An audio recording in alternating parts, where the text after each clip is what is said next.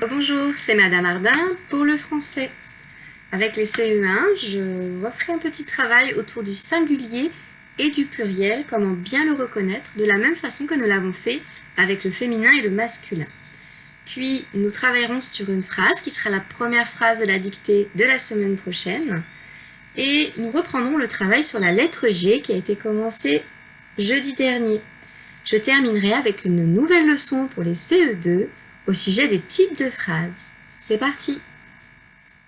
Viens apprendre avec moi aujourd'hui. Viens apprendre avec moi aujourd'hui ce que tu auras besoin pour demain. Ce que tu auras besoin pour demain.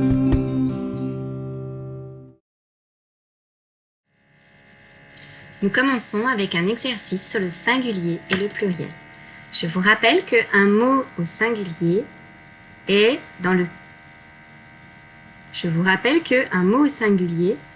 un mot où il n'y a qu'un objet, qu'une chose, qu'un animal. Et un mot au pluriel est un mot où je peux dire qu'il y en a plusieurs. Il y a certains mots qui peuvent donner des indices, mais attention, un singulier ne commence pas toujours par un ou une. Un pluriel ne commence pas toujours par les ou des. On va voir qu'il existe de nombreux cas où les mots sont au pluriel. Je vais commencer par faire un exemple. Des mains, c'est le premier groupe de mots qui est écrit sur le tableau. Quand je dis des mains, je sais qu'il y en a plusieurs. Je vais donc le mettre dans la colonne du pluriel. Je lis le groupe de mots suivant. Un cheval. Un cheval, je sais qu'il n'y a qu'un seul animal. Je vais donc le mettre dans la colonne du singulier. Je vous laisse maintenant trouver pour le groupe de mots suivant. Mes livres. Pause. Quand je dis mes livres, en général, je n'en ai pas qu'un. J'en ai plusieurs.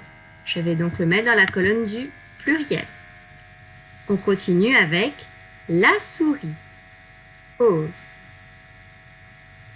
Malgré que le mot souris se termine avec un S muet, quand je dis la souris, il n'y a qu'une seule souris.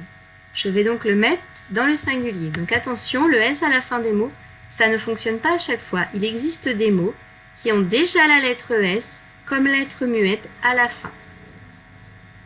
Mot suivant, ta sœur. Pause. Quand je dis ta sœur, je ne parle que d'une seule sœur. Je vais donc le mettre dans la colonne du singulier.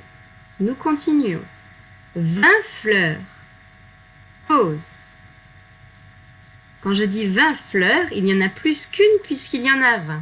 Donc c'est du pluriel. C'est bien pour ça que c'est... Donc c'est du pluriel. Il n'y a pas des, il n'y a pas les, il n'y a pas mes devant. Il y a le mot 20. Mais le nombre 20, c'est toujours plusieurs objets. Les étoiles. Pause. Les étoiles, cela se voit assez facilement avec le les et le s à la fin. C'est bien du pluriel, il y en a plusieurs. Et nous terminons avec le groupe de mots. Une histoire. Pause. Dans une histoire, il n'y en a qu'une, justement.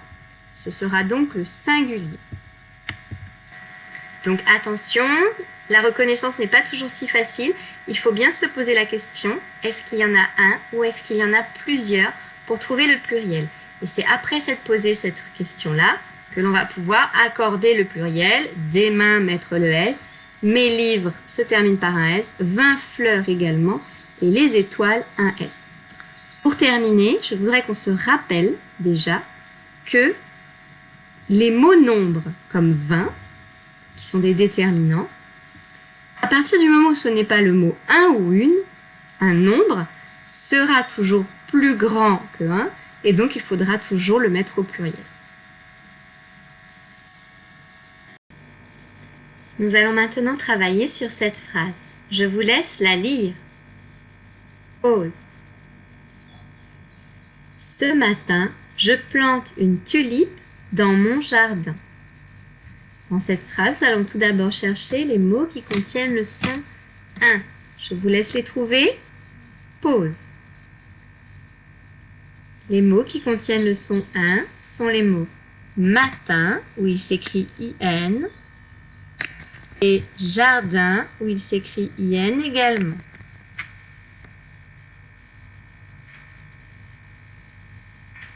Nous cherchons maintenant le verbe conjugué.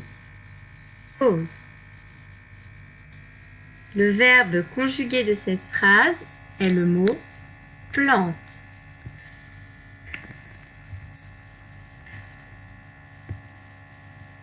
C'est le verbe planter qui se termine en ER. Je voulais chercher le sujet de cette phrase. Pause. Qui est-ce qui plante? C'est je, c'est moi qui suis en train de planter. Le sujet est je, c'est un pronom personnel sujet. Pourquoi y a-t-il un E à la fin du verbe plante?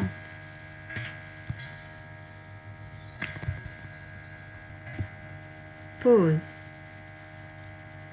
Eh bien, parce que le sujet, c'est je. Nous avons déjà vu qu'avec les verbes en ER au présent, avec je, la terminaison est E.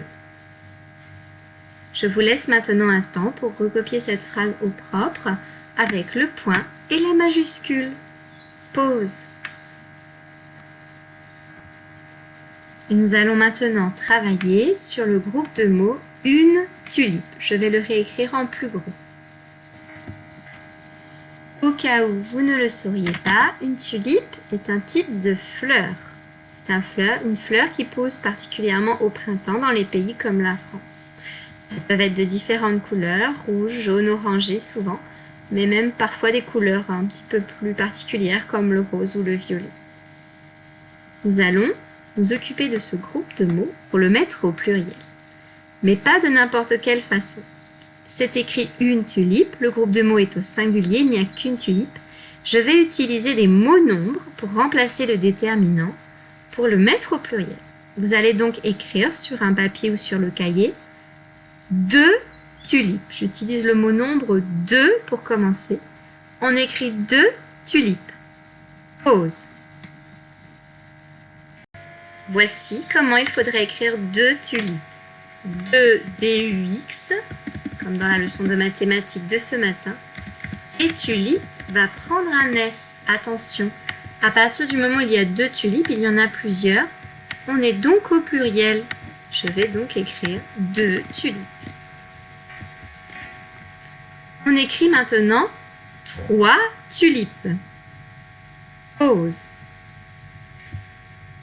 De la même façon, je vais écrire 3 TROIS et tulipe toujours avec un S parce que 3 tulipes, c'est toujours le pluriel.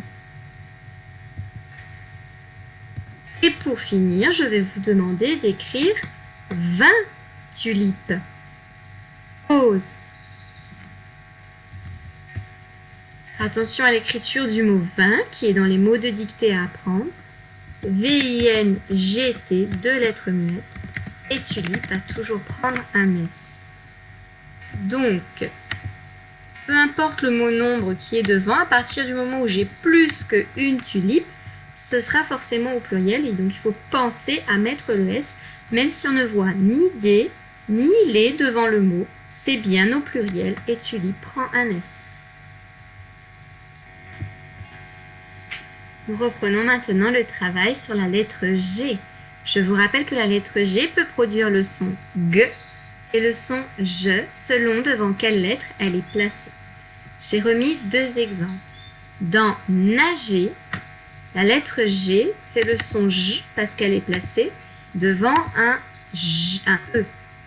Ce sera donc le cas à chaque fois que la lettre G sera placée devant le E, le I ou le Y. À chaque fois, la lettre fera le son J. Je le mets ici pour s'en souvenir pendant l'exercice. À côté, nous avons le mot un gag.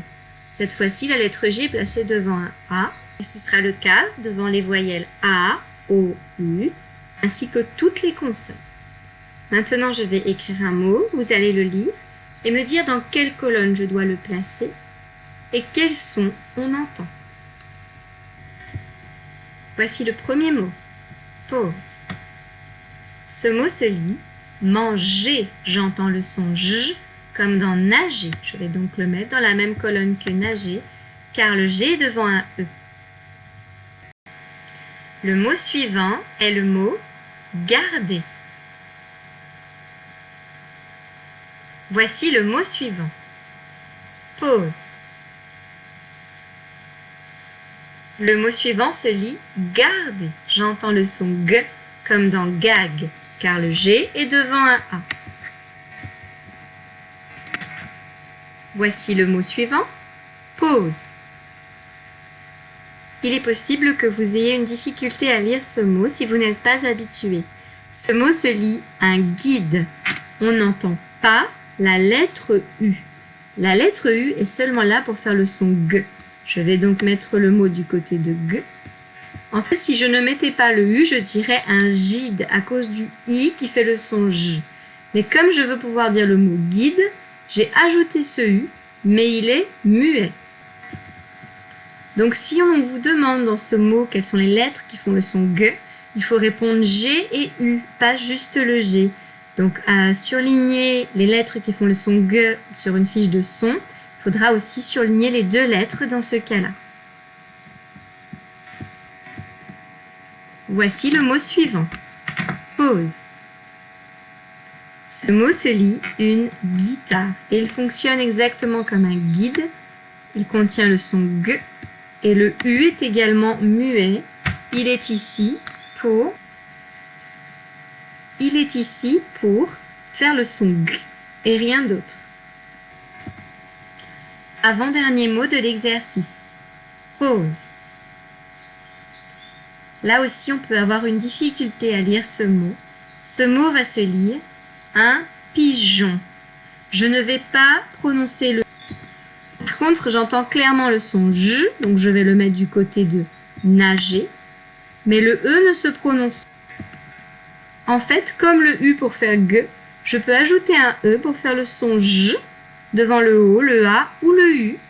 Donc c'est le cas du mot pigeon, qui ne se lit pas pigeon ni pigéon, mais bien directement pigeon. Si on me demande quelles sont les lettres qui font le son J, je dois répondre le G et le E. Et voici le dernier mot de cet exercice. Pause. Ce mot va se lire une nageoire. Il va fonctionner exactement comme le mot pigeon. Je vais avoir le son J avec un E muet que je n'entends pas mais qui m'aide à faire le son J. On retiendra donc dans cet exercice que la lettre G peut faire le son G en ajoutant un U si nécessaire et elle peut faire le son J en ajoutant un E si nécessaire dans les mots que j'ai besoin d'écrire. La partie des CE1 est terminée, ils peuvent donc arrêter de regarder la vidéo. L'exercice suivant est réservé aux enfants de la classe de CE2. Nous commençons une nouvelle leçon appelée « Les types de phrases ». Je vais agrandir un petit peu le document pour que vous puissiez vraiment bien lire les phrases qui sont écrites. Et je vais aussi... Voilà. Je pense que vous me voyez toujours et que vous voyez toutes les phrases. Ça permet de bien pouvoir lire tout ce qui est écrit. Je vais lire la petite histoire. 3 passagers d'une voiture voient un hérisson sur le bord de la route. Ils veulent prévenir le chauffeur de 3 façons différentes. Passager 1, qui aura la couleur jaune, il explique calmement que le hérisson va traverser la route. Passager 2, qui aura la couleur bleue, il se pose des questions en voyant le hérisson. Passager 3, qui est de couleur verte, il a peur que la voiture écrase le hérisson. Donc, faites-vous un petit film, racontez-vous l'histoire d'une autre façon s'il y a besoin. Nous sommes dans une voiture. Dans cette voiture, il y a 4 personnes. Il y a le chauffeur et 3 passagers. Le chauffeur est en train de rouler. Un hérisson s'apprête à traverser la route, comme vous le voyez sur le dessin, mais là, il a déjà commencé à la traverser.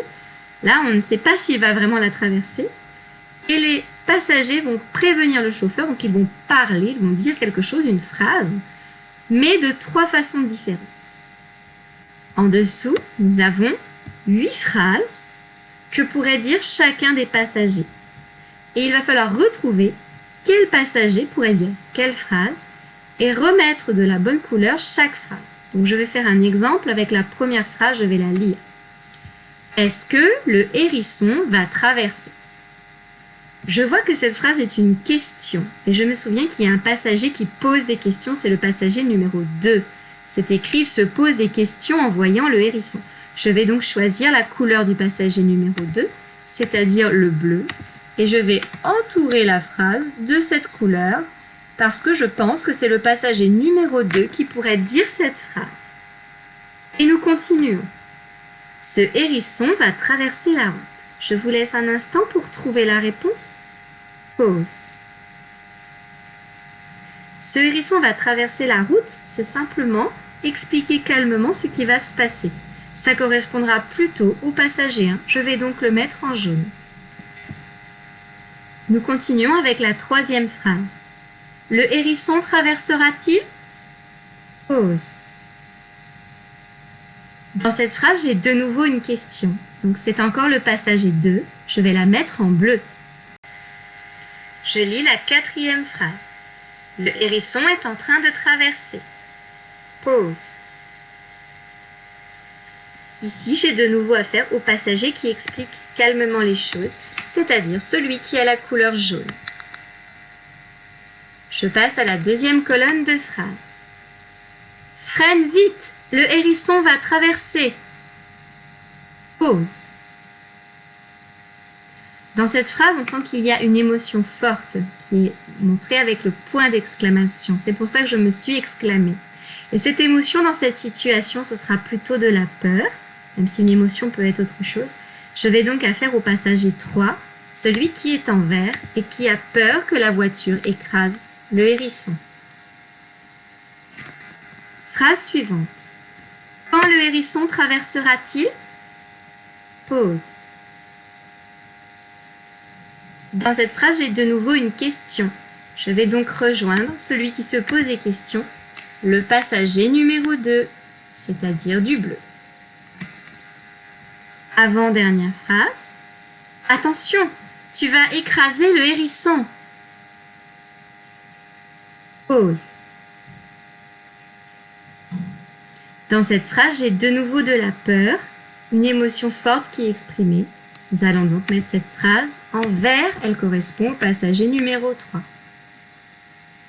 Dernière phrase. Pourquoi le hérisson traverserait-il? Pause. Je pense que vous aurez reconnu ici de nouveau une question. Je vais donc la mettre en bleu, c'est le passager numéro 2. L'exercice est terminé, mais je voudrais vous faire remarquer quelque chose. Dans les couleurs, nous avons en fait classé les phrases selon le point qu'elles contenaient. Regardez, toutes les phrases en bleu contiennent un point d'interrogation, ce sont des questions. Toutes les phrases en jaune contiennent des points simples. Ce sont en fait, on verra tout à l'heure, ça s'appelle des déclarations. On raconte ou on explique simplement quelque chose. Et toutes les phrases en bleu ont des points d'interrogation, ce sont des questions. On les appellera aussi les phrases interrogatives. C'est justement bien ça le sujet de la leçon, c'est de classer les phrases en 3 types. Comment appelle-t-on les phrases du passager numéro 1? Je vous l'ai dit tout à l'heure, ce sont des phrases déclaratives. Voilà, car on déclare quelque chose. Comment appelle-t-on les phrases du passager numéro 2? Ce sont les phrases interrogatives, celles qui interrogent, qui posent des questions. Et enfin, comment appelle-t-on les phrases du passager numéro 3? Eh bien, ce sont les phrases avec émotion, ce sont les phrases qu'on appellera exclamatives, du même ton que leur point, point d'exclamation. On essaye de retenir tout cela pour demain matin. Phrases déclaratives, phrases interrogatives et phrases exclamatives. Je rappelle que demain matin, il n'y aura pas de classe virtuelle, il y aura une vidéo sur des exercices de français, un petit peu les mêmes exercices que nous venons de faire. Nous allons poursuivre un petit peu les mêmes leçons, plus la préparation de la dictée numéro 24. Et il y aura une classe de maths l'après-midi. Je vous souhaite une bonne soirée, je vous dis à bientôt, au revoir.